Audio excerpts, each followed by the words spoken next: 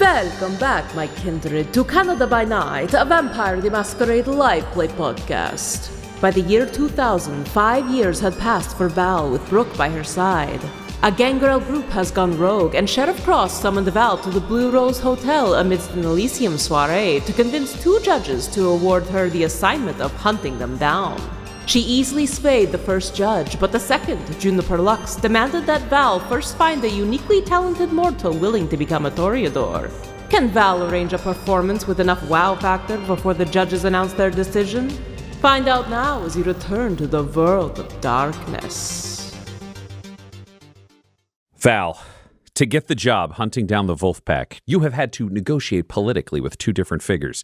There is Johann Twisla Weisenborg, who you threatened based on past criminal activity for a vampire, and who relayed that Daria is threatening you even through these hosts. And Juniper Lux, the Toreador extraordinaire, who required a new act to be discovered and unveiled with wow factor, impressive lighting, and they had to be worthy of becoming a Toreador. So you, as an expert talent scout, wandered through the humans on offer for sampling, asking them all if they could sing. And the first one who said yes, you promised an eternal life. And you sent them off to prepare to perform. And that's about to happen right now. Great. I gave myself 5 minutes to come up with this idea. I can't wait. We're going to see what happens. Excited. So the lights dim. The music goes quiet, and the opening bars of My Heart Will Go On, the Celine Dion song, begin to play as a figure covered in towels steps up onto an impromptu stage that has been set up. Stepping forwards, they're hit with a spotlight, and pyrotechnics go off directly in front of them, shooting sparkles up from below and then walls of flame from above. And when that happens, luckily, well, let's find out.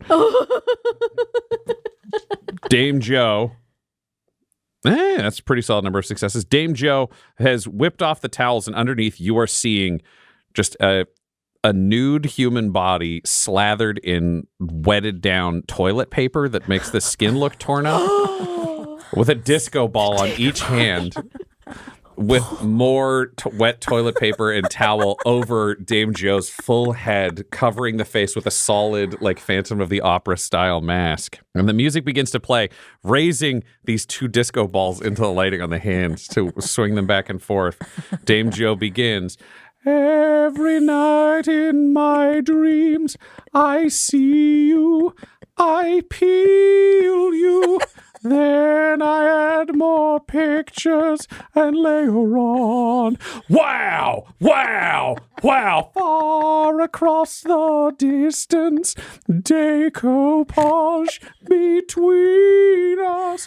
You live forever, going on and on. And the hot dog flavored water. Near, far, wherever you are, I believe that the heart does go on." Starts rotating in place because he's got a head mic. "Once more, you open the door. Absolute fucking wow. And you're here in my heart, and my heart will go on and on. I'm so lonely and I'm going to die if you don't love me." And then turning to a spotlight to Juniper Lux's station that flashes on directly in place, Dame Joe says, "I'm Mr. Mephistopheles, and you can be my Phantom of the Opera. Meow, Stephen Sondheim." And holds down kneeling with two disco ball hands. Juniper is 10 toes down. Brother! Val, you did it, Val. Oh, Val. And the lights come back on, and the rest of the crowd they have to roll for. Dame Joe... not great, Dame Joe, for the roll against the crowd. What is this? Yeah, the crowd does not like it, but Juniper Lux does. So that's what matters. The crowd immediately is back to the DJ, trying to make the DJ play different music. DJ boy. And Juniper just catches Val's eye across the room and is like, hand to heart, like, mouths, thank you. Yeah, and Val will make sure, because obviously this is immortal in a room full of vampires, and she could tell that the crowd was not with them. So going up to grab Dame Joe and walk him over to Juniper to be like, here you go. Yep. You're welcome. You're having to mean mug every vampire in the path. Oh, absolutely. To Like, she knows, like, I cannot let this human get ripped apart. Like, this will be bad. Yeah. Thank you. Thank you. Dame Joe awkwardly, still with disco ball hands, not sure if Dame Joe can get out of costume. And patron. Hello. Hello, Juniper Lux. What an absolute delight you were out there. Thank you. I'm Dame Joe. Wow. And I love you. And I love you, Dame Joe. Your decoupage, I'll never forget it. And I hope that's because I'll never leave you. You want to get out of here? I mean, yeah. Well, I do have a little bit of important business to tend to, but then... After that, we could go into the woods together. Oh, Dame. Val, you've made a love connection. Val's exiting. Val finds wherever Sheriff Cross is, stands next to him, and is just like, I did what I could. I mean, that was fucking crazy, but if it's what they want. Toreadors are fucking crazy. Yeah, I mean, I agree. All right. Oh, I think, they're going to call this right now. And there's a loud gong that interrupts the music. And the music stops, and the stage has 2 spotlights appear over it as microphones are set in place. And it's clear it's time for Johann Twisla Weisenborg and Juniper Lux to make their decision. So the two of them make it onto the stage and quickly confer amongst themselves to decide on this vote. It's not supposed to be picked up on the mic, but it subtly is. So I would love to hear some of the deliberations about who should receive this job. Well, and I was going to say, Juniper has brought Dame Joe up to the top too, and is like holding hands and you know, like kind of like we're like this, but yeah, Dame's over here. Listen, I made some promises. I made some requests. Val Miller, she knocked it out of the park. Every single thing. For me, it has to be Val. Yes, she made quite a compelling argument to me as well. One thing I will note, differing her from Daria, is Daria appeared to only make promises or tell me things to harm Val's chances. Daria didn't really sell herself to me. I agree. And you know what? I've never really trusted Daria. Val Miller seems like she has nothing to lose, but also not a lot to gain. I like that. Neutral. Well, she made me an offer I shan't refuse. Well, again, I am wowed to infinity, and I think I met the love of my life. So, oh, that's great. Yes. I will be forever indebted to Val for this. Hey, that's congratulations, you two. That's super. Hey. That's super duper. Super duper. There we go. On the corner, you just shit, hear. he's on. Fuck. Shit. In the corner, you just hear Jerry go, fuck! She flips the table and storms out. There's another gong. It's time for you to give your decision. What was that about? Juniper Lux and I, Johann Twisla Weisenborg, do hereby declare the Bloodhunt bounty of the Wolf Pack goes to Val Miller. Brava! It's a bunch of quiet applause. Make us proud, Val Miller. Val gives a nod from the side, standing next to Sheriff Cross. And that's it. The party starts up again. Dame Joe and Juniper Lux are free to head off into the city and consummate their love for musical theater, wow factors, and maybe each other. And Johann Twisla Weisenborg continues to force the DJ to play new reggaeton every third song in an attempt to continue his dance magic. But most importantly, Val, you've got the mission. That's all she wanted to do. All this was nonsense to get to the actual thing. Yes. So the sheriff takes you downstairs, also able to finally escape this party. He will have to return, but you get to leave. He says, all right, so you got this wolf pack to go after. There's 3 of them. So I'm not saying this is going to be an easy hunt. Right. But you know the system. You're going to have to separate them isolate them, eliminate them, whether they do that themselves. But I would not suggest tussling with three vampires working together. That's going to be a nightmare for you. That's a nightmare for anybody. Yep. I did get you this car. I thought you might like, because I know sometimes you talk about cars you like. There's going to be a bit of a road trip, so I got you access to pretty solid vehicle, kind of the one that you talked about forever. And you step out into the parking lot, and there is Val's absolute dream car parked here. What is the fantasy car of 2000s, Val? Oh God. Yeah, I think it's almost exactly the same car as he bought her in the 80s. Okay. It's like probably a later 70s model, like a newer one, but it's like a classic car. It's all black. Charger. It's just like, because obviously that's not the blue Charger, so we're not replacing Charger, you know. Right. That's right. But it's a different one. Yeah. And Val's just like taken aback for a moment. Just, fuck, you did that for me. Yeah, I knew you liked it, so I figured you're going to go off and you're going to make a shitload of money, so I kind of front-loaded it. Fuck. So let's be clear, you aren't allowed to fucking die, otherwise this car's coming out of my pocket, and I don't want that, so... All right, I promise. Sheriff, when I was talking to Johan, Daria's been threatening Brooke, so I figured this might take a while. Do you mind keeping eyes on her? All right, I think... I can swing that. I got people. If she want... I will make sure she can't kill the woman. That's not going to play out for her. Right. So I know she can take care of herself mostly, but yeah, I can keep an extra eye out. Thanks for putting all this together. No problem. Now get out there and do the job. Now your 3 targets, and he hands you a quick little packet. Tyler, what is your vampire's name? Scrote. Scrote. Scrote von Derflinger is the first. Then, Pam? Yemily. Scrote and Yemily. Hell yeah. Scrote. Hell yeah.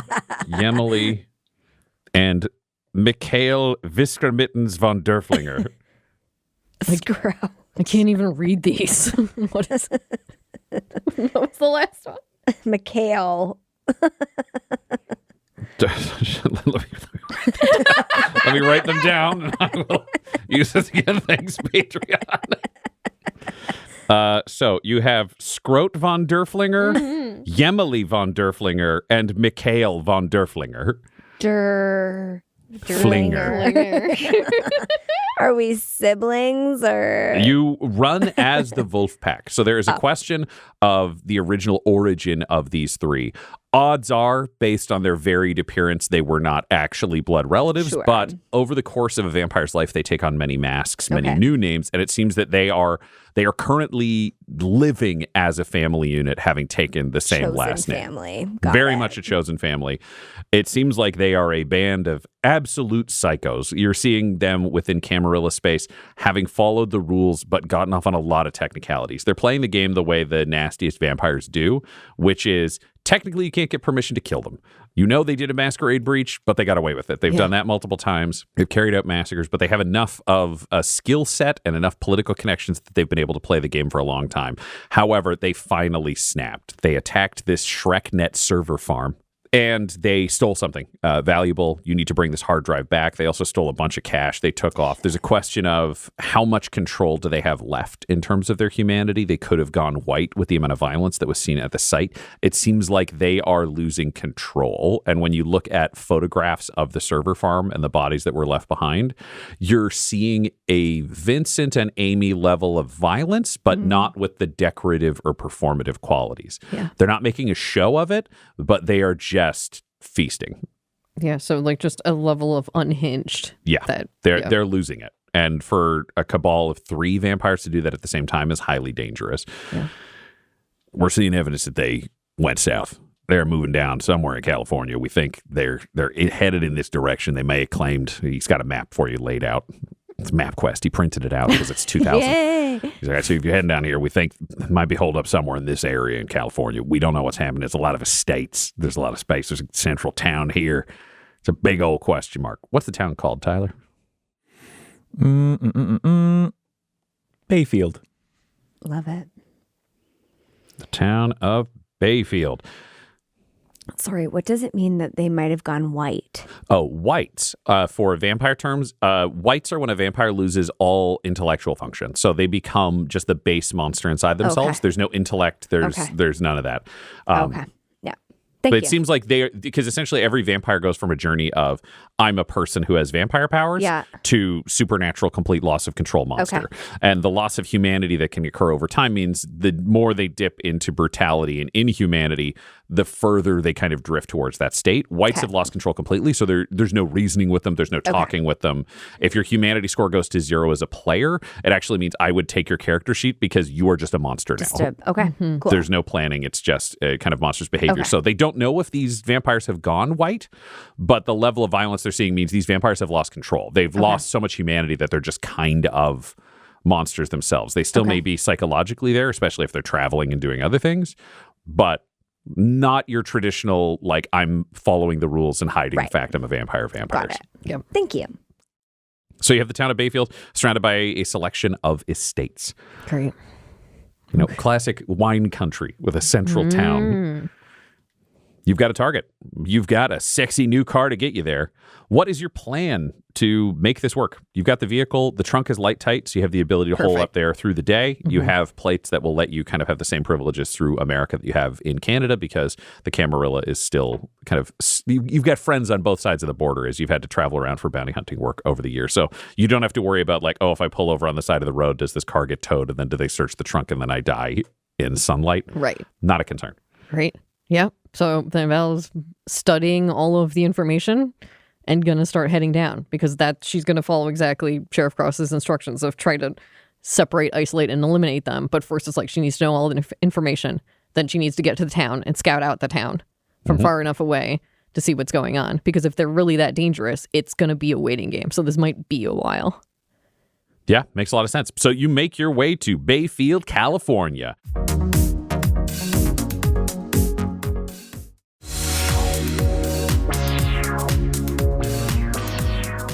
You scout out the town. You are seeing a small central town in a larger agrarian wine country area. You're seeing a lot of wineries. You're seeing some of these estates.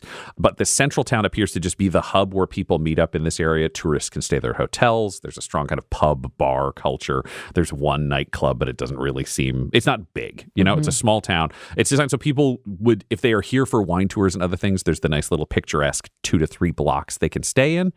And then they go to the wine tours, and then they go home. Nobody's staying here more than like a week. And if they're staying for a week, they better have a nice hotel room for like 4 of those 7 days, unless they like wine. Yeah. So you're scouting this town out. You're not seeing a ton of incursions in town. You're not spotting them right away. But let's roll some dice to see what you can find in this area. It could be wits and streetwise. It could be intelligence and investigation. What do you think Val's approach to this would be? I think I'll start with an intelligence and investigation, just like big net, starting there. Seeing what she can get from the overview of the town and the area, and then I think moving into more of that gut instinct if she can find a place to start. Yeah, so intelligence and investigation. Not a great pool for Val, but that's what we're doing. 1 success.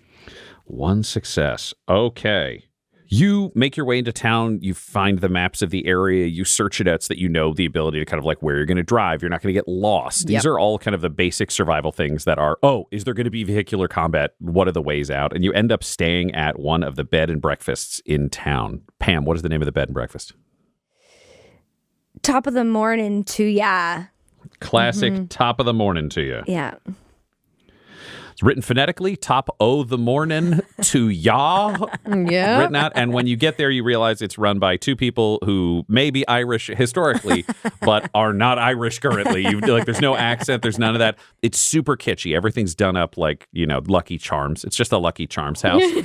But the owners are old. They're not paying a lot of attention. They're kind of hard of hearing. The site is bad. So it's kind of a great setup for you in that you can travel around. You don't have to worry about them overhearing anything. It's just a perfect kind of vampire hideout place. The only thing you can't do is get yourself a traditional coffin because they are going to go through and clean the room. So that's not there. But you, what's the excuse you give for the fact that you are out at night and sleep through the day? I think Bella's just like, I'm from the East Coast. I'm not changing my schedule. Yep, that makes sense. Yep. They just nod and agree. I'll say, where? It doesn't matter. Just keep puttering around. No. And you have the ability to scout this town out, but you are not seeing any obvious signs of vampire presence in this first kind of stretch of learning the town, learning the area. Roll again. Great. I think then I will be wits and streetwise. Great. So being more on foot and in those areas, then it's like, okay, I'm a vampire. Where would I go? Where are maybe seedier areas or something where someone could disappear? Maybe there's somewhere that they might dump a body. I could find a body and then start there. Great. So, one success again. One success. You are searching the town and searching the area, and you're not finding any of the clues that you would expect.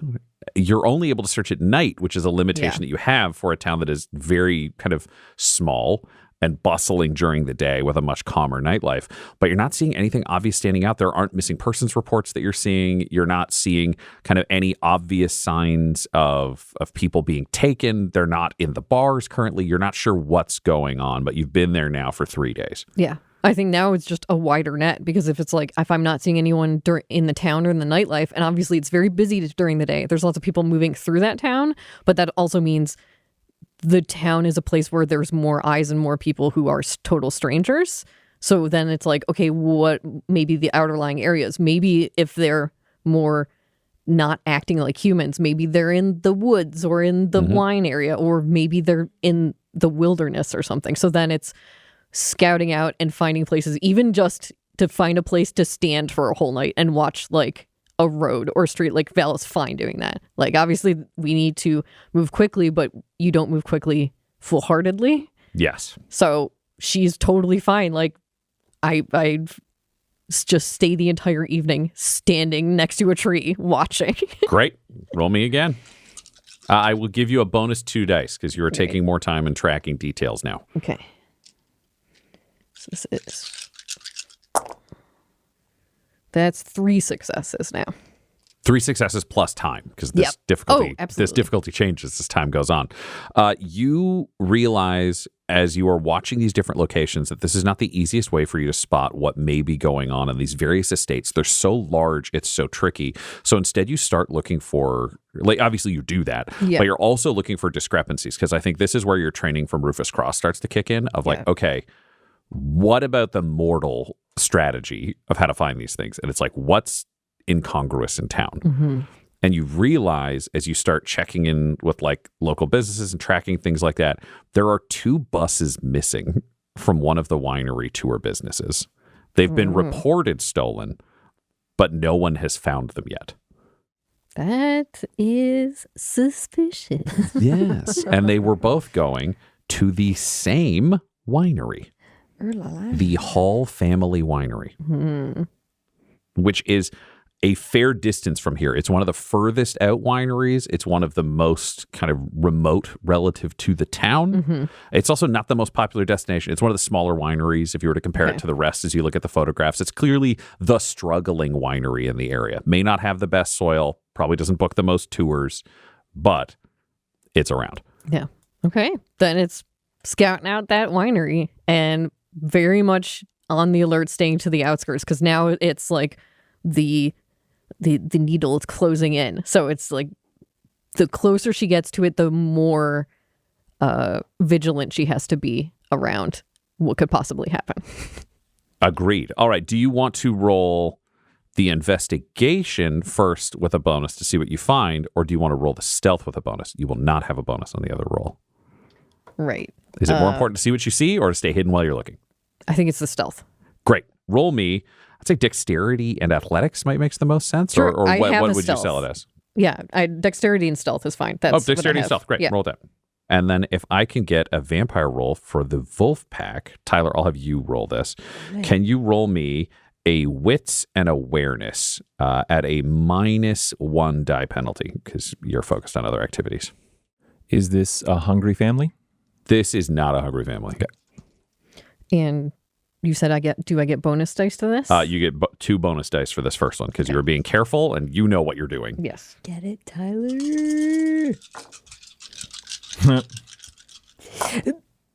3 successes, -2 for 1 success total. Okay. 4 successes, 2 10s, so 6 successes. I'm not going to make you roll to see what you see. Your stealth is so good you can travel through the night invisible. Come and go as you please. What you discover is there are 2 tour buses that are on this property, locked off in the back, disguised, hidden amongst the fields, buried in holes. These holes have been crudely dug out. You're not seeing them. There's no machining to what was done here. It wasn't like somebody came out with a backhoe and dug these holes. You're actually looking, and I would say with the roll that you made, there are a selection of broken shovels nearby, and you're realizing that this is a vampire level of physicality required. But 3 vampires could absolutely dig a hole to drop a bus into. Yeah. Especially if you gave them tools and time. And apparently they're doing that. So 2 tour buses, you see blood inside. You are not finding bodies inside. You find a couple of body parts. You're scouting this. You can see the wolf pack is here. Yep. All 3 of them are here. You're realizing they took the people off of these buses and you are not finding bodies. There is a large central kind of manor house where they bring people in for the tours. It's got the equipment facility. There's also a home attached to it. It's kind of a home right next to the big show you're building, but they're kind of attached because they want that kitschy, like, when you're here, your family. Like they're just the Olive Garden of wineries. The Hall Estate clearly at the center. You have seen the wolf pack. You've seen the vampires through the windows. You've seen them out on the property, kind of coming out, running through the fields. They are having a good, weird time. As degenerate vampires, what do you do outside of the house or around the winery for entertainment in the night? Well, I was going to say Emily loves to get it. She likes to dig a hole too. So yeah, she's really into that. Classic Gangrel behavior. You're seeing hole digging, running on all fours, batting at things. I would say cat or dog. What do you think? They go by wolf pack, but I want to know the physical behavior. Dog. This is dog. Right. Yeah. Scroat is constantly challenging Mikhail for supremacy of the group. Just very, very undiagnosed little brother energy. So you were seeing constant shoving and eventual fist fights between Scroat and Mikhail. And these are not just, we're having fun wrestling. These are gangrels getting their claws out and going at each other. The thing that stands out to you with this, because this is happening, Val, and your roll was really solid, they go for the throat until somebody wins, and then they can go back into the house, and when they come out later, they're healed up again. Yeah. You're not seeing damage, which means it is a repeating cycle of violence over and over again, where eventually one will get mad at the other while Yemily's digging a hole, and then they'll try to kill each other, and then Yemily comes over and prevents Mikhail from killing Scroat, and then they heal up, and it's just repeating the cycle over and over again. Scroat has never won. Yeah. No, but the one time he does, Mikhail is dead, and they both know it. So it's just, it happens a lot. But that's what you're seeing from outside the house. Shit. Yeah. Well, then that means, yep, they have bodies in there, and they obviously are powerful Gangrel to be able to dig this hole. And then, but at least Val can spend nights watching them fight and is trying to feel like, watch exactly how they fight. I have to find an in to be able to defeat all of them. So getting to watch multiple fights with them, that is a plus for Val. Mm-hmm. And also then knowing that Mikhail is obviously the like alpha, like the leader of this group, or the strongest one. And then it's the decision of like, do I go for him first and the other two, or do I pick off the other two? But that could alert the one that's stronger. And so I think then it's a waiting game of just waiting to see for an in, because it's like there's possibilities to set up traps and do those sorts of things, but she would have to make sure it was far enough away, because they obviously are traversing these grounds. So I can't tip them off about anything like that. So I think it's waiting to see about them if there's any in to grab one of them, or if there's just like a random happenstance where they end up apart from each other, grab one and take them down. Well, I mean, where are you watching from and what's your plan? Because this is the world of like fortune favors the prepared. Yes. There's not going to just be a random inn where you're like, this one goes off. There might be, but you can't guarantee that tonight. You're not seeing, oh, that's going to play out. And there is the question of what happens when. So are you on the property trying to wait for a grab nearby? Are you sighting up through a rifle? Like, what is that strategy for Val? Oh, man. Yeah, I think she would definitely spend, even though obviously they are killing people, and I think that's somewhat of the difference between her and Sheriff Cross, is I think Sheriff Cross loathes anyone getting hurt, but Val would prefer waiting and having time and knowledge to rushing in. So it's like, I know that there's people that are dying in there. They've killed a bunch of people already. It doesn't feel to her like that's on her head because they've already been doing this. So rushing means they could kill her and then kill more people. So she's fine waiting. Mm-hmm. So I think it's taking days even just watching them. And then, yeah, man, if she has a full arsenal of stuff, trying to get a shot at one from far away when they're apart from each other. But it's like we have to disappear the bodies if that happens. Mm-hmm. We can't let them find out that anyone is on top of this. So it is like a waiting game and a setup. And then because once this starts moving, it's going to have to happen quickly. Great. So it's a setup. So then this is where I'm like, we got to talk thumbtacks and details here. Yeah. Are you setting yourself up in like a hunting blind with like a hunting rifle with silver bullets waiting to try to get them? Are you on the property? Are you off the property? Like, what is your waiting to go structure? Yeah. I think there would be a setup of an overlook, a place that she can shoot from, and then hiding like some hand-to-hand stuff. Like, it's like the thing that Val doesn't need to hide anything because she can keep everything on her person. So I think it's like setting up an overlook and then scouting out where all the holes and everything is, because then it's like, okay, if I have to run away and someone's chasing me, I can get them to fall down a place. But I think mainly it's that. It's like I want to pick them apart one by one. And then if I have to, I'll hand-to-hand combat. But I don't want to do that if I don't have to. Great. So you are in position with your blind. We'll say you pick one of the rolling hills that's still technically on the Hall estate, but lets you sight up on the building, the area around it, that kind of thing. And there's a question of the opening. Mm-hmm. You are seeing in the ongoing pattern that we've already described is Yemli likes to dig holes. The others come out and fight. She separates them. They go back inside. She sometimes goes with them. She sometimes stays and digs holes. Yeah. Do you want to get Yemili first? Do you want to hit the boys when they're injured? Do you want to who's your prime target? Because then we can roll to see the odds of how long it takes you to find that. Yeah. I think it's going to be, we take Yemili out. We try to make sure the boys don't see it. Hope the boys kill each other. Okay. That's good. I like that a lot. Okay, so then you are trying to find a moment where Yemili is alone. You've got your, let's see if you can find a silencer for your rifle. So that's the first question. Yes. Can you find that in this area? Can you roll me I think, wits and probably streetwise. This is for your human skills of finding something illicit in this area. Yeah. Easier than in Canada. Much easier than in Canada. That's true.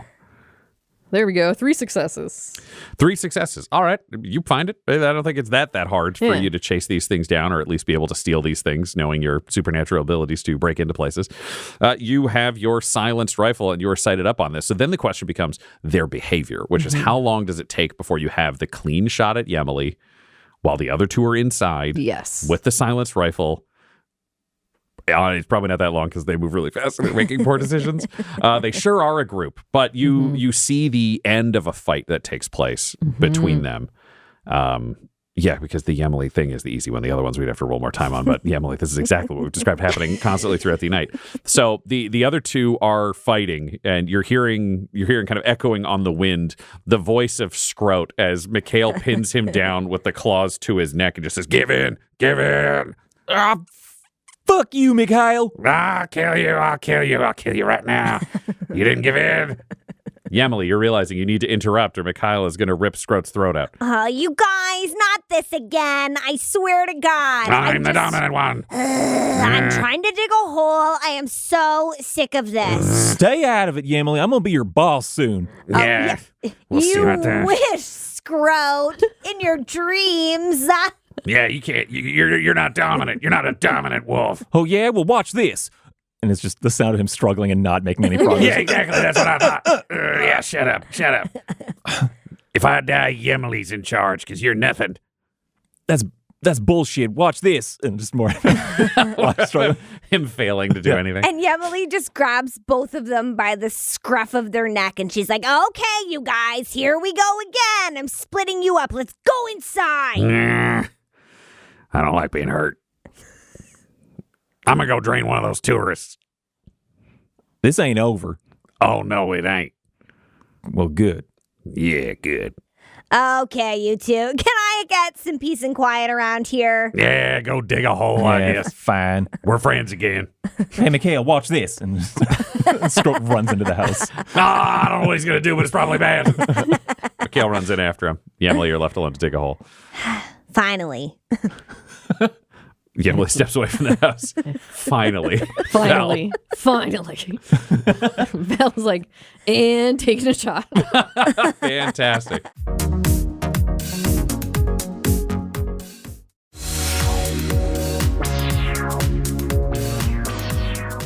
The finger creeps towards the trigger mechanism. Can you roll me a dexterity and firearms with a +2 die pool because you are aiming and sighted in? Thank you. Dang. Thank you.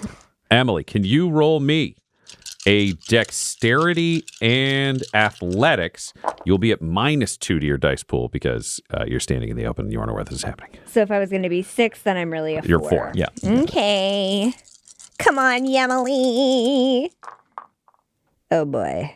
I've got 2 successes. Yeah, there you go. 2 successes. 6 successes. Bye, Yemily. Not even a messy anything. It just 6 dice came up successes. Christ. Wow. Okay, and you are firing a heavy gunshot, which will do +3 damage. You're So marking your health here. You may not. so you rolled 6 damage? Yep. Fantastic. We're adding 3 to 9. Yep. And we're subtracting 2 for the dodge. So you have taken 7 damage from silver. Oh, From my from health? silver? So how can I be 7 negative? aggravated. Yeah. So then It's silver. So don't worry about it. 7 I'm dead. X's. You have a she's dead. silver round punches directly through your heart, and Yemily falls to the ground, and her body rapidly decomposes. Yep. Val, you have killed your first member of the wolf pack. What do you do? Great. Then honestly, Val is going to get in closer because those two are injured currently. I want to get to them before they get more food. And it seemed like from the conversation I overheard that they're going in different directions, and this is a big estate. They both went into the house. Right. The Okay. house facility, it's big, but So then Val's going to run up to the house. Well, Val's going to run up to Yemily. Mm-hmm. How dead is Yemily? Is Yemily dust? Yemily is mainly dust. There are bone fragments, like parts of her skeleton are still solid, but that's it. You're Great. not seeing musculature. You're not Yeah. seeing anything else. Val's going to run up that way because obviously even hearing sound out here, they think Yemily is digging holes and will kick a few bones into that hole that she was trying to dig and then run up to the side of the house towards a window, like underneath the window, trying to hear where either of those guys are. Because now it's a question of, can I just get rid of one of them? Are they separate enough in the house? I can't take them both at the same time. I could come back tomorrow, but then they will be looking for Yemily. So if I can get them while they're injured, that's preferable. So, Scroat, Yeah. you and Mikhail have both been eating tourists in the basement of this house where they have been held in place. These are the last 2 tourists that you have currently. Would you run away? Are you hiding? What do you do normally after these kind of like cooling off moments where you're feeling full, you're feeling good, you're feeling warm? Scroat would he would head back outside after being kind of satiated and well fed and healed up. He would head back outside to bother Yemily. Great. Scroat is heading back out. As you're listening through the door, you can hear one set of footsteps coming towards you. Can you roll me a wits and awareness? I want to see what other information you may be able to get. Okay. Oh my God. Val is in her element. It's 4 successes, 2 or 10, 6 successes. Whew. Wow. You hear Scroat coming towards this front door. You hear these footsteps and you hear him muttering to himself now that he is fully satiated, so you know which one it is. Oh, fucking get him next time, that's for sure. I'll show him something. I'll say, hey, watch this, and that'll be the last thing he ever sees. He's coming towards the door, and you hear footsteps that you would assume are Mikhail's further down the hallway. But Mikhail is not immediately following Scroat. Your guess would be, in terms of combat timing, you would have 2 combat rounds with Scroat if you took him the moment he came out of this door before Mikhail would get here.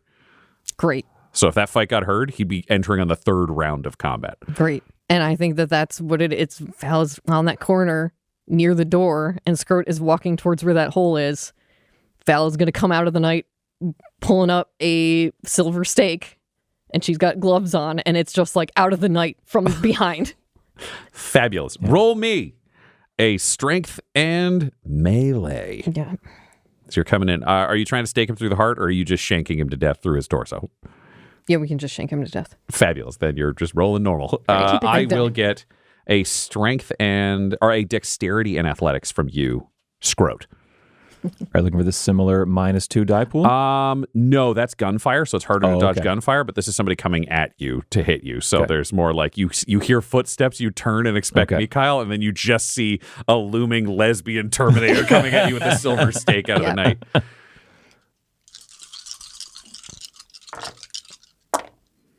Three successes. It's 2 successes. 2 successes versus 3 successes. Val, you strike, but Scroat, you're used to dodging, grasping claws and other things. This combat is continuing. Your first strike misses, and the 2 of you end up squaring up. Scroat, what do you say? Yeah, I think this combat, it started with him like walking out sort of towards the hole in the middle of the vineyard, just like, Yamily? Yamily? And then just turning around, hearing like that scruffing sound of like feet on dirt rushing at him, and he just will like sidestep the sort of like piercing, right, the thrust of that stake with his hands kind of out at his side, and then I think just popping like going Gangrel kind of feral claws and fangs. Yeah, so those pop, and then he will not say anything. Curiously, he doesn't have the advantage yet, or there hasn't been a lull for the exchanging of words. He needs to try and slash at Val's throat. Great. And I think as soon as it's like he dodges the stake, her stake goes down, it comes back around, goes into her belt in the back, and then her other arm is grabbing him kind of low around the waist, and she wants to take him over into the hole with Yemily, so down and out of sight. All right. Nice. This is just going to be straight up competing strength brawl rolls. Do I get grapple? I mean, it sounds like you're grappling. I don't know how else to describe grabbing someone to dive into a hole with them. Oh, yeah. Do it, Val. 2 successes for Scroat. Scroat came to the wrong party. Yeah. 7 successes. Wow. Okay. Yeah. 7 minus 2 is 5. Scroat takes 5 superficial damage, thudding down into this hole with a Braun Breaker-esque spear for anybody who watches wrestling. They're very fast. Yeah. And slams into the bottom of this hole. Mm-hmm. What's happening in the bottom of this hole now? Obviously, he's trying to fight, but what Val is doing is once he's on his back in the hole and she's on top of him, it's like the other hand out. There's a handgun with silver bullets to exactly to his chest. She's over him trying to make it not as loud, but just a few rounds through the chest directly into his chest there. Oh, wow. Okay, Scroat? Scroat is squealing. Scroat is scared. Scroat is just, yeah. Unfortunately, Scroat didn't make sound during the first round of combat, so Mikhail didn't know about that one. So the squealing is the first Mikhail has heard of anything. Yeah.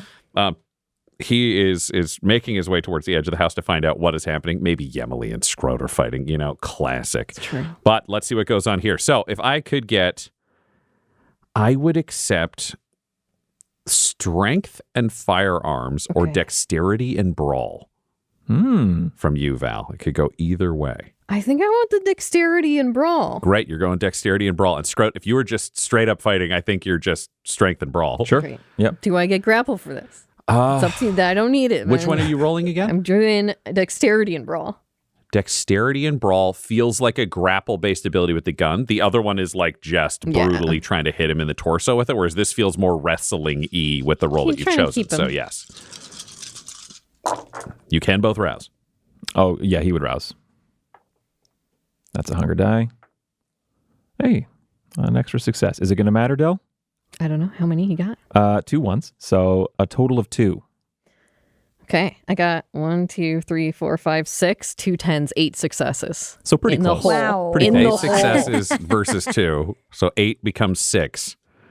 But you're Serious firing Scroat. silver bullets through Scroat. Yes. So Scroat dies and decomposes in your arm. Scroat, do you have any final words as you take these bullets, or is it just squeals? I think it's the fearful scrambling, and I think he like gets your offhand, and kind of thinks he's got a shot now. He's like, watch this, and then you just shoot him to death. And he dies and decomposes in your arms. Yeah. And you're in this hole, hidden, having successfully made 2 of your kills, when you hear the voice of Mikhail from up above, clearly ready and aware something is wrong, going, I don't hear nothing, and that ain't right. This episode of Canada by Night features the voices of Tyler Hewitt, Del Borovic, and Pam Sparrow, alongside storyteller Ryan LaPlante. This episode was edited and mixed by Laura Hamstra. Canada by Night's artwork was created by Del Borovic at delborovic.com. That's DELBOROVIC.com. And our ad breaks use the tracks No Control and Cheaps by Jazzar, JAHZZAR. All of their music is available at freemusicarchive.org. Canada by Night is a spin-off of the Dum Dums and Dice series Blood and Syrup. If you want to hear about what happened to Everett before he came to New Haven, look for Blood and Syrup anywhere podcasts can be found. For all things Dum Dums and Dice, including merchandise and how to join our Patreon, you can visit dumdumdice.com or find us on social media at dumdumdice. That's DUMBDUMBDICE. Sleep well, my kindred. Sleep well in this world of darkness.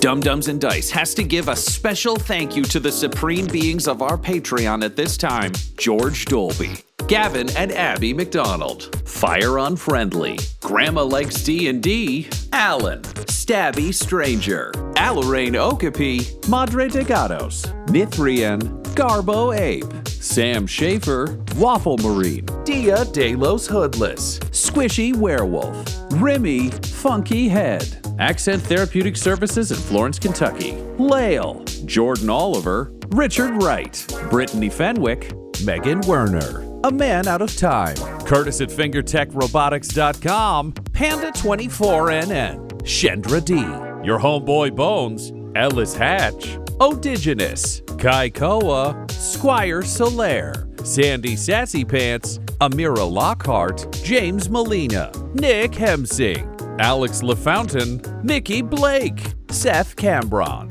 Corpse Knight Silver, Adamir 101, The Dankler, Anticore 7, Lady Destiny Stormbringer, Randall Eberly, the Yes But of improvisational comedy, Lord Taser, and Jill and Noel LaPlante. If you want your name to be added to this list, you can join our Patreon too at patreon.com/dumdumdice. Thanks to them, and a little bit of thanks to you.